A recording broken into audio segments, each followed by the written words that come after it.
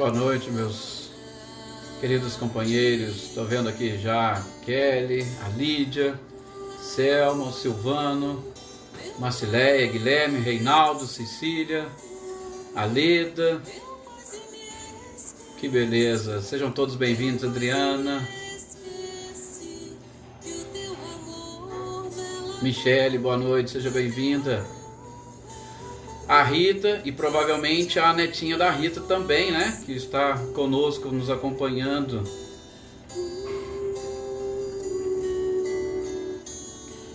Obrigado, Reinaldo. Bom estudo para nós e muita paz para vocês aí também. Boa noite, Patrícia. Seja bem-vinda. Valdinei. Boa noite, Valdinei.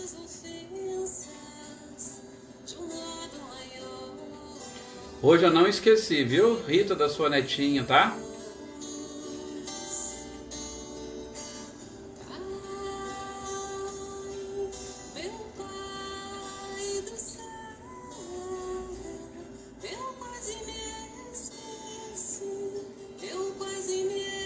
Maria de Itamugi, boa noite, seja bem-vinda.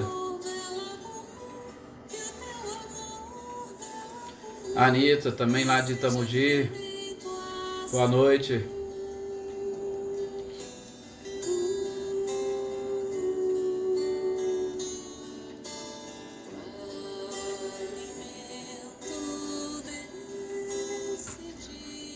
Como se diz, é gostoso esse momento quando chega. Eu às vezes fico preparando o dia inteiro, lógico, né, com outros afazeres, mas sempre pensando e esperando esse momento. A Célia também já está aí sintonizada conosco. Seja bem-vinda, Célia. Boa noite. Maria Luísa, boa noite. Seja bem-vinda.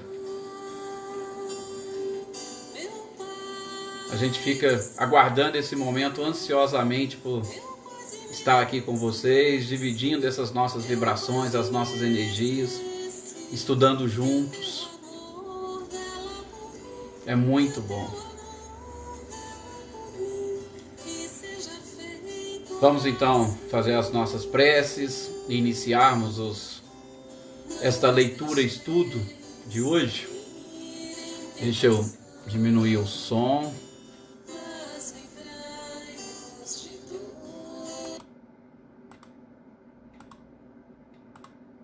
É sempre bom uma musiquinha, mas na hora dos nossos estudos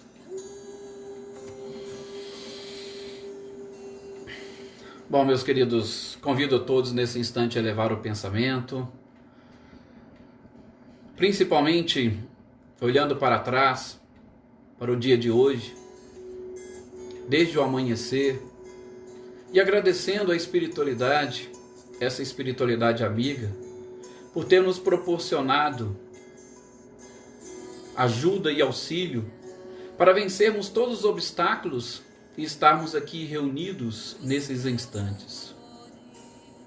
Com certeza muitos foram os obstáculos vencidos e superados por todos nós, em especial por conta da sociedade em que vivemos, das nossas próprias inferioridades, da nossa ignorância, dos nossos valores. E com certeza temos sim que superar tantas coisas.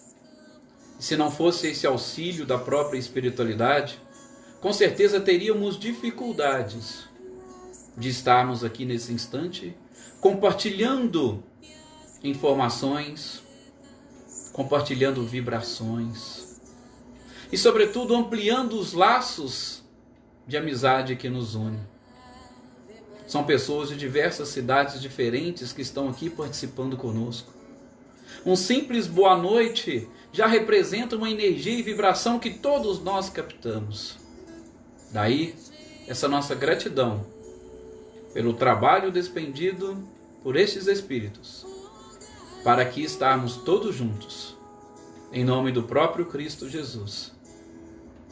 E, para que mais rápido possível, possamos valorizar cada vez mais o espírito e a vida espiritual, para sofrermos menos influências da própria matéria. e com isto também sofrermos menos ou nos aproximarmos mais da felicidade. Que assim seja.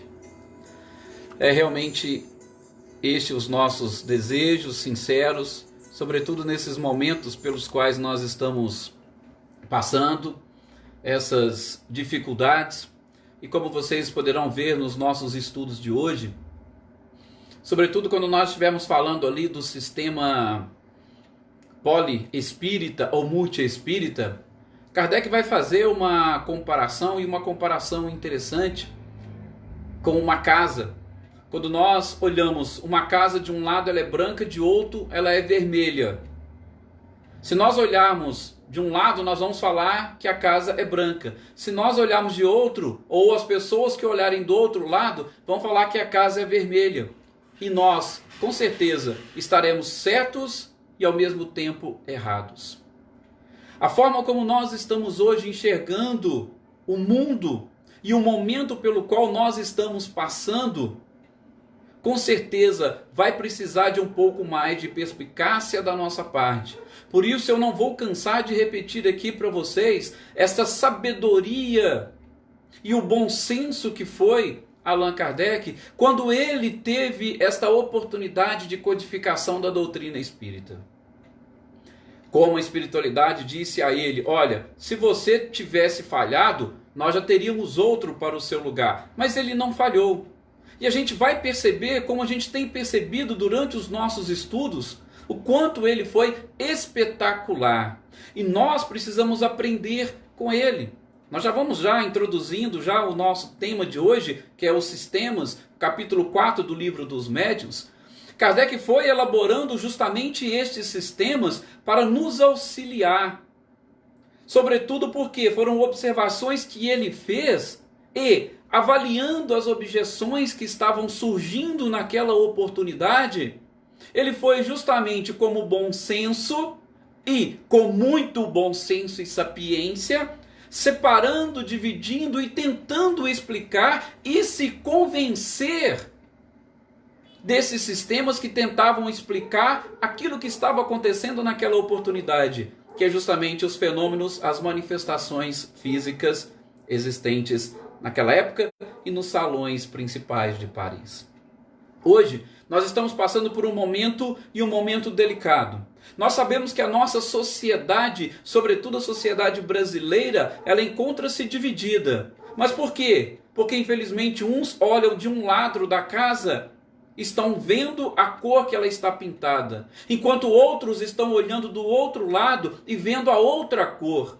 E se nós não fizermos como Kardec fez, e ele vai explicar justamente isso, o Espiritismo veio para olhar de todos os ângulos e aí formar, através desses princípios, uma doutrina que poderia, através do convencimento, e principalmente um convencimento lógico, nos mostrar a realidade ou a verdade de todas as coisas. Se nós não fizermos o mesmo que Kardec fez, nós teremos dificuldade para passarmos por este momento. Se nós olharmos apenas de um lado da casa, nós não vamos ver o que está acontecendo no outro. E se nós não observarmos sobre todos os ângulos, nós não vamos sequer entender os desígnios divinos para este momento e, sobretudo, para a humanidade. Foi o que Kardec fez. Os fenômenos estavam ali acontecendo, todos eles. E quando as coisas acontecem, e principalmente chegam para nós da forma como chegou aquela oportunidade, esses fenômenos, da forma como chegou hoje para nós, essa própria pandemia, claro que vai assustar todo mundo. Cada um vai tentar fazer cogitações, cada um vai tentar explicar as coisas à sua maneira, da forma como consegue entender e com base nos conhecimentos que possui. A gente por isso que precisa parar, pensar e analisar e enxergar. Foi o que Kardec fez. E sobretudo, ele não desprezou nenhum tipo de crítica. Absolutamente. Ele foi recolhendo todas essas críticas e foi avaliando. E é exatamente em cima dessas críticas que ele foi elaborando métodos, elaborando sistemas para facilitar para ele naquela época e com certeza para nós. E sobretudo, no que diz respeito aos fenômenos espíritas, nós não podemos esquecer, e ele chama a atenção nossa para exatamente neste capítulo. Olha, vi e observei alguns fenômenos de efeitos físicos, mas eu percebi que existe uma inteligência por trás. Então não são apenas efeitos ou manifestações físicas, também são manifestações inteligentes. Mas diante de tudo isso que está acontecendo, as pessoas estão criticando e inclusive cientistas estão opondo determinados sistemas para tentar explicar o que está acontecendo. E como que estes cientistas, essas pessoas, esses religiosos estão elaborando os seus sistemas? E aí ele trouxe aqui neste capítulo esses diversos, e os quais nós podemos dividir praticamente em 3 grandes grupos.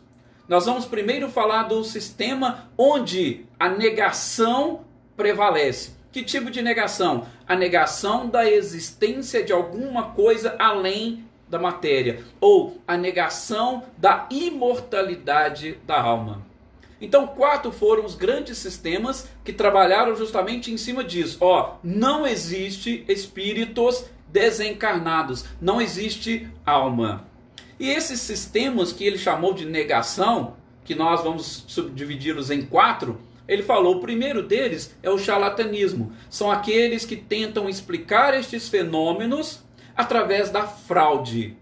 Através da fraude como? Ou que tipo de fraude? Olha, simplesmente são pessoas que estão tentando enganar os ingênuos. Mas, como nós já comentamos aqui, o próprio Kardec vai rebatendo, mas como enganar os ingênuos?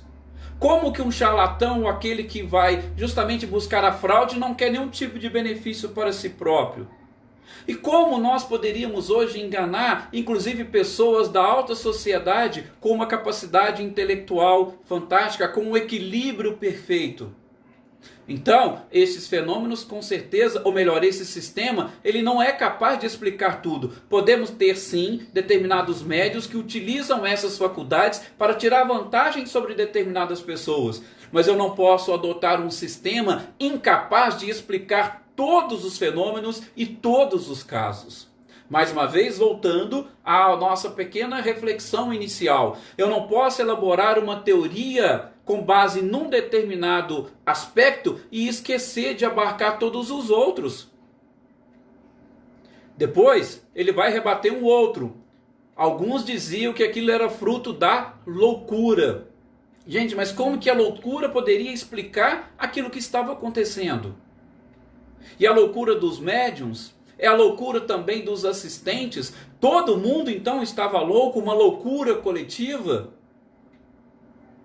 Mas a loucura é capaz de explicar tudo, e essas pessoas equilibradas que temos, e as pessoas que conseguiram inclusive cura diante de tudo isso. Então com certeza esse sistema também não é capaz de explicar. E diz mais Kardec, alguns loucos que existem nas religiões que já existiam naquela época, por isso mesmo eles desqualificavam as religiões? Se você tivesse um padre que de repente foi levado à loucura, isso significa que o catolicismo de uma forma geral era louco? Ou era coisa de loucos? Ou levava à loucura? Então, a gente não pode tomar um caso específico para explicar todos os outros. Como se não bastasse, veio outro sistema para falar, não, isso é fruto de alucinação. Todo mundo está iludido, e é uma alucinação, inclusive, que está enganando os sentidos de todas as pessoas. Mas Kardec fala, mas como? Primeiro, você consegue enganar todas ou várias pessoas ao mesmo tempo? Você consegue enganar pessoas daqui, pessoas de outros países e dessas extremidades do globo, como nós já comentamos? E como que eu poderia dizer que seria uma alucinação, uma mesa que se levanta e as pessoas passam debaixo dela? Isso seria fruto de alucinação? Tivemos testemunhas oculares, como diz Kardec. Às vezes a mesa está parada aqui, de repente a mesa sai e vai para outro lado. E isso poderia ser fruto de alucinação? Então, também com certeza não vai explicar para nós os fenômenos. E, por fim, dentre esses sistemas que adotam o sistema da negação. Então, quando a gente fala do sistema da negação, são aqueles que negam definitivamente a existência de efeitos inteligentes, tá? Então, eles trabalham apenas e tão somente com efeitos físicos. E o quarto e último desse grande sistema de negação é o do músculo estalante. Esse sistema do músculo estalante, ele diz que seria fruto de um tendão muscular do pequeno perônio que nós temos e que fica na nossa perna, e ele é que fazia aqueles estalidos e que provocava os ruídos. Isso foram pessoas que tentaram e que falaram para Kardec, não, isso aí, para Kardec não, né, para a sociedade, isso aí é fruto deste tendão, deste músculo estalante. Mas aí Kardec fala, mas como é que eles explicam então esse estalo se às vezes a pancada se dá numa parede ou se dá numa sala do lado? Ou quando a mesa está longe do próprio médium? Como é que eles explicam isso? Isso aí só pode ser fruto o quê? De pessoas que não observaram os fenômenos como um todo. De novo, pessoas que só olharam de um lado da casa e não olharam do outro. Isso está querendo dizer qual é a cor daquela casa.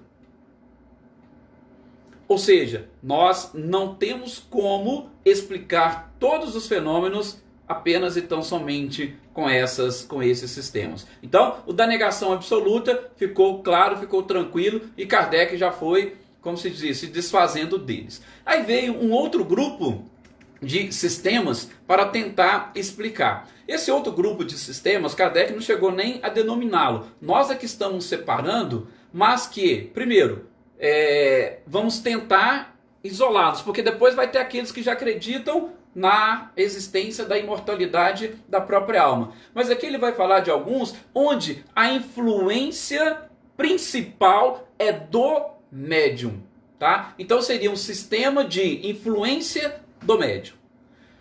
Como é que ele explica, ou quais são os sistemas que ele coloca, ou que ele encaixa dentro destes aspectos? Primeiro é o sistema das causas físicas.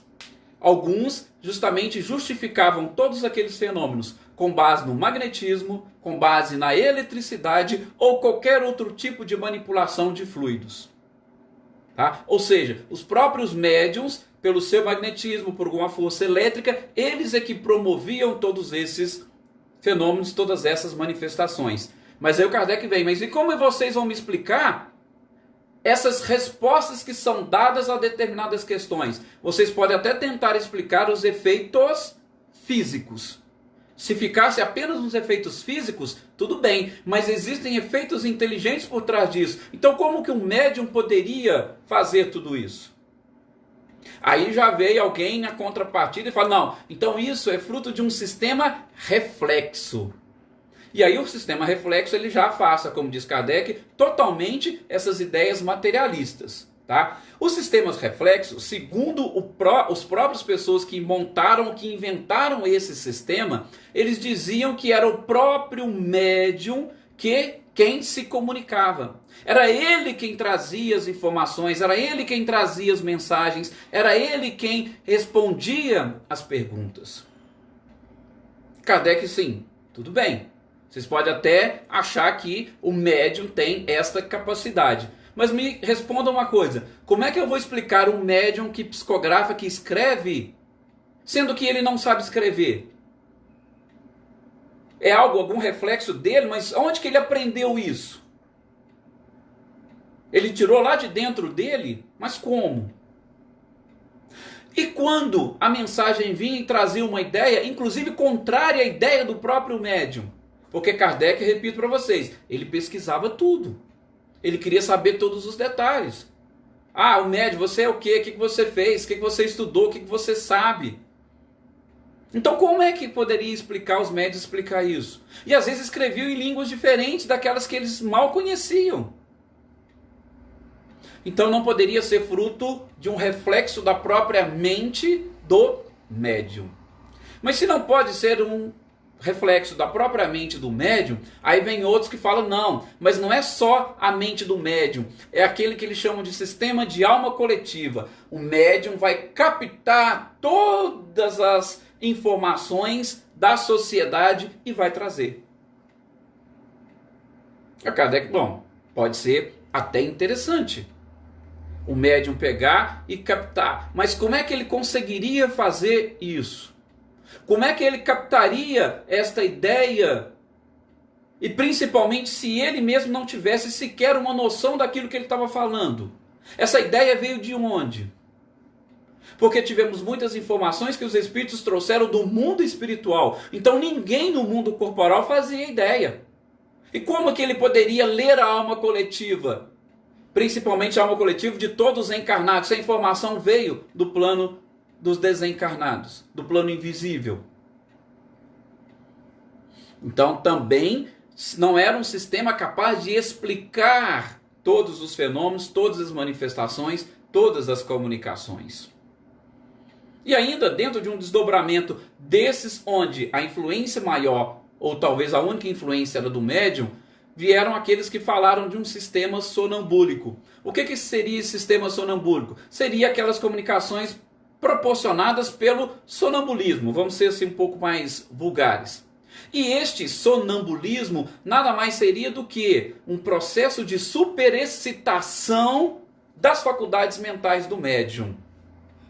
Vamos explicar. Gente, quando nós estamos aqui enfaixados dentro deste corpo, o nosso cérebro limita a nossa capacidade.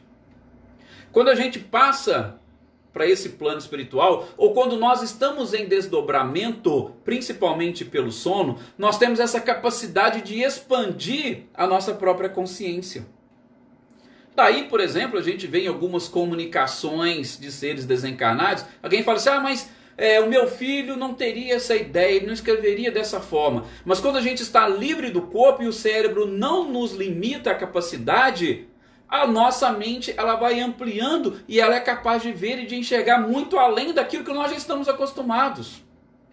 Tá? Então esse sistema do sonambulismo nada mais é do que isso. As pessoas explicam que seria uma superexcitação da própria mente, da capacidade do médium. E ele pega e traz essas informações. E aí Kardec vai dizer, olha, poderia até ser, se nós tivermos aqui espíritos mais avançados, espíritos evoluídos que realmente trouxessem essas informações para nós. Mas, por exemplo, me explique uma coisa. Olha o Kardec questionando. Como é que poderia ser fruto de uma superexcitação da faculdade mental do médium, se em alguns casos os médiuns estão rindo, conversando com outras pessoas e estão psicografando? Como é que ele poderia, através dessa superexcitação, sem concentrar, trazer as informações? Não tinha como. E ele falava, às vezes a pessoa estava até olhando para o outro lado, fazendo outras coisas. Então não tinha como ser da própria mente do médium, dessa superexcitação. E eu lembro de Divaldo Pereira Franco, ele conta nas suas palestras que teve uma oportunidade que ele estava, quando ele psicografava, ele se afastava do seu corpo e o corpo ficava à disposição dos espíritos, que com certeza seria muito mais fácil e mais simples. Esse sistema de comunicação a gente vai estudar depois, né? Que seria, Kardec traz aqui como a psicografia mecânica, a semimecânica e a intuitiva. A gente vai falar disso mais para frente. Mas Divaldo dizia que ele se afastava. Enquanto ele se afastava, ele mantinha contato com outras pessoas. E ele conta numa dessas vezes que ele gostava de colocar Mozart lá, colocava músicas clássicas, né, enquanto ele psicografava. E nesse afastamento chegou dois espíritos, duas senhoras, que começaram a conversar com ele, enquanto o espírito de Vitor Hugo estava ali escrevendo as suas mensagens, trazendo as suas mensagens. O Divaldo estava do lado e teve contato com essas pessoas. E aí, nesses contatos, ele até relatando algum, teve uma mulher que ainda pediu para ele mandar um recado para a filha que morava em São Paulo. E ele falou, mas como é que eu vou entrar em contato? São Paulo é grande, eu não conheço. Ela falou, não, eu te passo o telefone. E aí Divaldo dá conta que quando ela foi passar o telefone, falou, mas como é que eu vou fazer para anotar? E aí enquanto Vitor Hugo psicografava, escrevia ali usando a sua mão direita, porque ele era destro, aí ele pegou a mão esquerda e o próprio espírito Vitor Hugo pegou a mão esquerda dele e escreveu o número numa outra folha. Ou seja, Divaldo estava totalmente alheio. Como que poderia ser um reflexo da sua própria mente ou dessa superexcitação da faculdade mental se ele estava fazendo outras coisas enquanto estava sendo psicografado. É só um exemplo bem recente para a gente ver que também esse sistema sonambúlico não explica todas as manifestações, não explica todos os fenômenos. Tá? Então, assim, Kardec forma os dois primeiros grupos. Um daqueles que negam completamente a existência ou a imortalidade da alma. O outro, eles não chegam a negar a inexistência ou a imortalidade da alma, mas eles atribuem as comunicações exclusivamente ao próprio médium.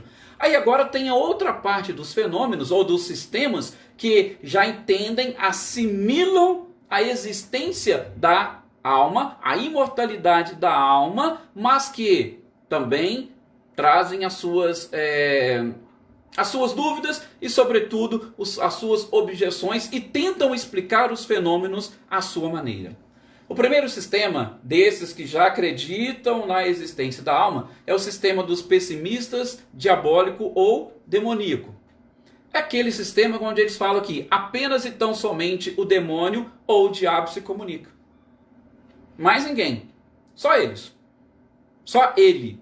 Tá? Então, não é possível outras pessoas se comunicarem, apenas o demônio. Eu já vou falar aqui qual uma das objeções que o próprio Kardec também levantou a esse sistema, porque vai explicar também o outro sistema uni-espírita, que fala que só o Cristo é que se comunica. E aí Kardec vai falar, mas peraí, por que os outros não podem, só eles? E aí, depois... Se só o demônio se comunica, por que tem mensagens falando para a gente acreditar em Deus, para a gente fazer o bem, para a gente praticar a caridade? Como é que o demônio faria um negócio desses? E eles até tentam falar, não, o objetivo é primeiro assustar as pessoas, né? Falando que é só o demônio, então vocês vão parar com a comunicação. Ou então, como eles não têm como negar o fenômeno, tenta apavorar as pessoas. Mas eles vão explicar ou justificar da seguinte forma: não, o demônio quando age assim é para tentar enganar as pessoas e levá-las depois para o buraco. Estranho. E aí, com base nisso, Kardec vai elaborar 9 questões, 9 perguntas para essas pessoas que acreditam que montaram esse sistema. Ele pergunta se existem bons e maus espíritos. É uma série de perguntas que a gente não precisa aqui lembrar todas, né? Ele pergunta, por exemplo, se o demônio se comunica, ele se comunica contra a vontade de Deus ou com a vontade de Deus? Se é contra a vontade de Deus, podemos então dizer que ele é mais poderoso do que Deus? Então, olha para vocês verem como é que Kardec era. Ele ia elaborando um monte de questões justamente para tentar mostrar, olha, infelizmente esse sistema seu não consegue explicar e abarcar todos os fenômenos. Não tem como a gente concordar com isso. Aí, na sequência, vem justamente o sistema otimista. E o sistema otimista, ele vai dizer o seguinte, olha, não, só os bons se comunicam, tá? Os maus, não.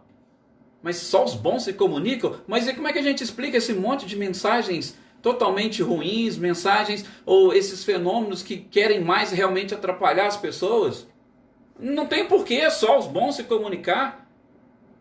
Porque temos bons, espíritos bons e maus. E a gente está recebendo aqui comunicações boas e comunicações ruins.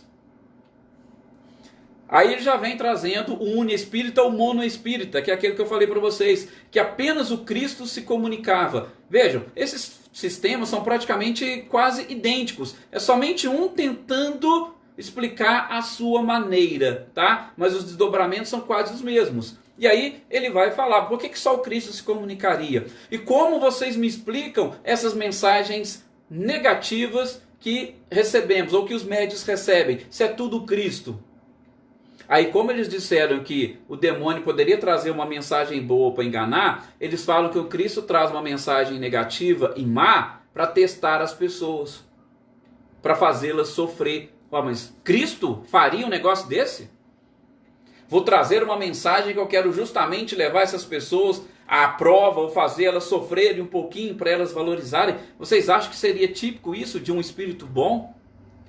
Se vocês fossem o Cristo e se comunicassem, vocês teriam coragem de fazer isso? Uma mãe está lá desesperada, doida para saber alguma notícia e o filho desencarnou, aí vocês se passam pelo filho dela como Cristo. Se passam pelo filho dela e fazem um sarcasmo, uma brincadeira. Vocês teriam coragem de fazer isso? Se nós, que ainda não somos bons, não teríamos coragem, como diz Kardec, como que Cristo faria um negócio desse? Também não tem como, através desse sistema, explicarmos todas as comunicações que o mundo espiritual traz para nós.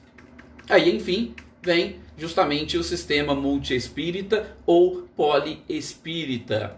Esse sistema é aquele que acredita que todos os espíritos que estão no plano espiritual podem se comunicar. E é justamente, como diz Kardec, este foi o objetivo do Espiritismo: olhar a casa dos dois lados, ou de todos os lados, para falar para vocês, olha, que cor que é essa casa.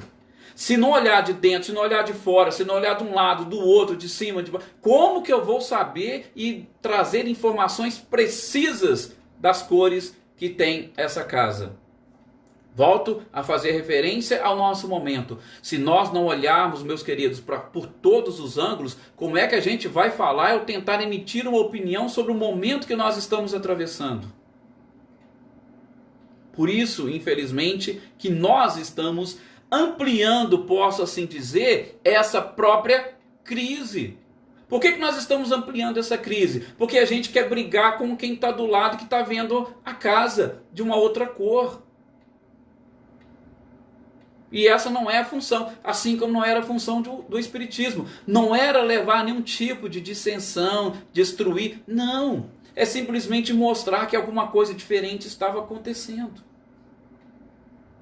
E com isto, veja, Kardec, aqui nesse capítulo 4, ele vai elaborar 10 conclusões, ou tipo 10 teses que vão justamente, ou que são consequências dessas observações, ou desse sistema multiespírita ou poliespírita.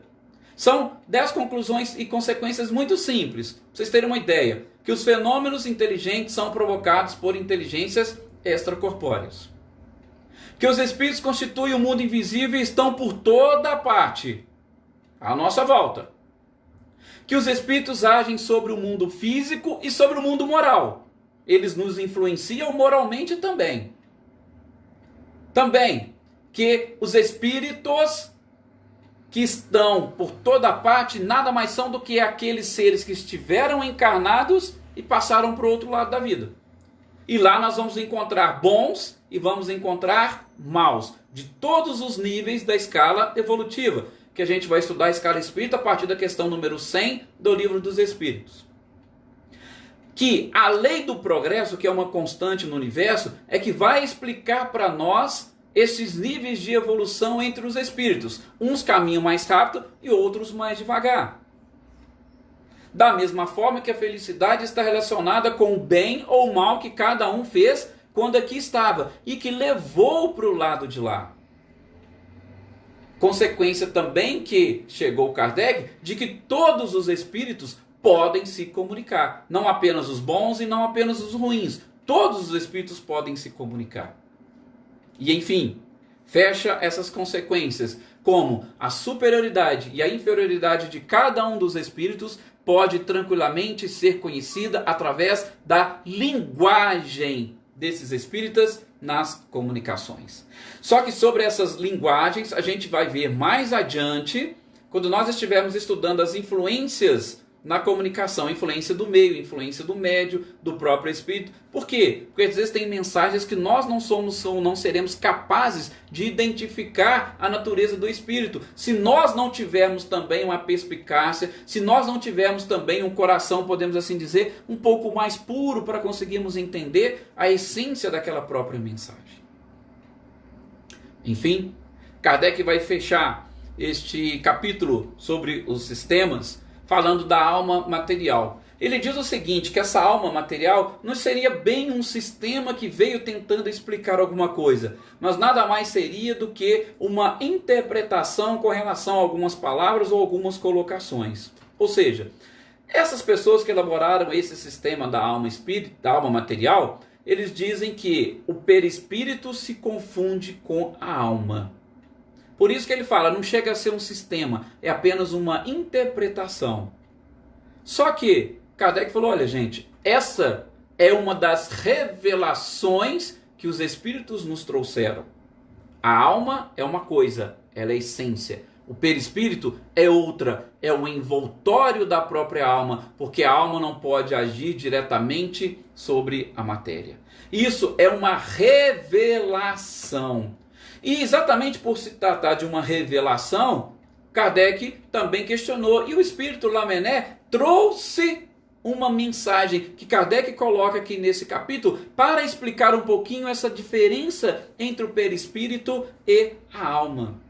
E o espírito de Lamennais foi muito claro nas suas colocações. Ele diz o seguinte, gente, da mesma forma que vocês estão correndo tentando explicar o espírito, ou este corpo, ou este envoltório semimaterial, nós, espíritos, estamos correndo tentando entender a alma. Sabe aquela coisa da natureza íntima de Deus que a gente viu nos nossos estudos de ontem? Sim, os espíritos também estão tentando buscar essa natureza íntima da própria alma ou do espírito. Mas tem coisas que, infelizmente, constituem uma constante busca para a própria criatura. E ele vai dizer, explicar só o seguinte, olha, o perispírito, nós ainda precisamos dele para agir. Assim como vocês que estão aí precisam do corpo para agir. E quanto mais materializado nós estivermos, mais necessitados do corpo e principalmente mais influências desse corpo nós vamos sentir. Por exemplo, ele diz o Lamennais, o espírito do ser materializado, ele vai sentir a fome, ele vai sentir o frio, ele vai sentir o calor, ele vai sentir tudo aquilo que o corpo físico também sente. Ele vai manter as mesmas sensações por conta da sua materialidade ou do excesso de materialismo que ele traz. Enquanto isso, o perispírito, esse corpo espiritual mais sutil, ele se afasta dessas necessidades mais grosseiras, dessas necessidades corporais. Diz ainda Lamennais, imagine uma coisa, o pensamento, para ele se materializar, ele precisa dos fluidos e desse perispírito. O pensamento é justamente essa essência que vocês estão falando. É a alma que precisa para agir do corpo.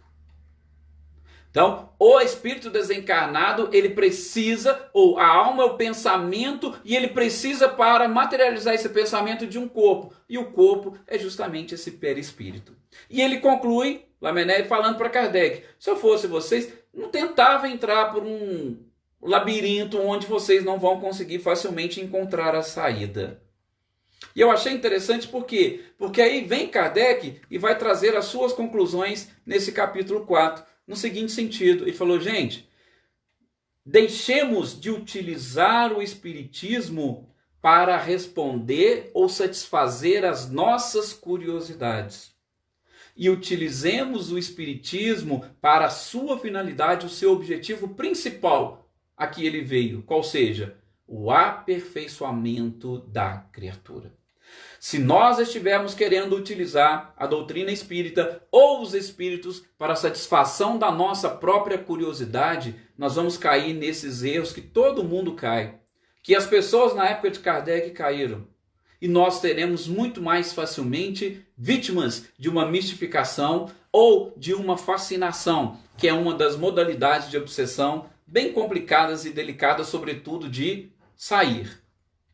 Agora, utilizemos, como diz Kardec, o espiritismo como um instrumento, uma ferramenta para buscar o aperfeiçoamento íntimo. E aí nós não teremos como errar. Por quê? Porque a base desse aperfeiçoamento íntimo são os ensinamentos do ser mais perfeito que pisou nesse planeta. A moral do espiritismo nada mais é do que a moral do próprio Cristo. Fazer aos outros o que gostaríamos que os outros nos fizessem. A partir daí, ou a partir desses princípios desenvolvidos pelo Espiritismo, nós vamos conseguir atingir este objetivo. E a gente vai perceber como, além de não sermos enganados, nós estaremos muito mais próximos da verdade. E estar próximo da verdade, segundo o próprio Cristo, Conhecereis a verdade e a verdade vos libertará. Muito mais próximos da libertação e, consequentemente, da própria felicidade. Veja o porquê nós adoramos essa doutrina espírita. E assim, fechando este capítulo 4, no próximo estudo sobre esse capítulo nós vamos dar sequência, aí nós já vamos falar dessas ações, dessas manifestações, né, propriamente ditas, que são a segunda parte das manifestações espíritas, e o capítulo 1 da ação dos espíritos sobre a matéria, a gente vai falar muito do próprio perispírito, mas fechando, não nos esqueçamos, assim como falamos na introdução, de olhar as coisas por todos os ângulos, olhar por todos os lados, todos os prismas, antes de emitirmos qualquer tipo de opinião. E dali extrair a conclusão. E qual é a principal conclusão que nós precisamos extrair de todo e qualquer episódio, de tudo que acontece? O que isso pode contribuir para o meu aperfeiçoamento. Essas são as conclusões. E não vamos buscar coisas para tentar destruir a imagem ou tentar convencer o outro de que nós estamos certos. Há uma frase que eu gosto muito dela. Você prefere ter razão ou ter paz? Então, utilizemos todos esses conhecimentos, esses ensinamentos para buscar o nosso aperfeiçoamento pessoal e íntimo. Muito obrigado a todos vocês. Até o nosso próximo estudo. Segunda-feira estaremos aqui com o estudo do Evangelho segundo o Espiritismo, dando aquela sequência, né?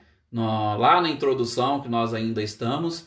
E que vocês tenham um excelente final de semana, que essas reflexões tenham ajudado bastante e que vocês aproveitem esses momentos de recolhimento íntimo, distanciamento social, pelo menos para sair um pouquinho dessas influências da sociedade e consigam intimamente, com seu amigo espiritual, com o próprio Cristo e com Deus, chegar às conclusões necessárias para este aperfeiçoamento íntimo. Muito obrigado e uma excelente noite para vocês.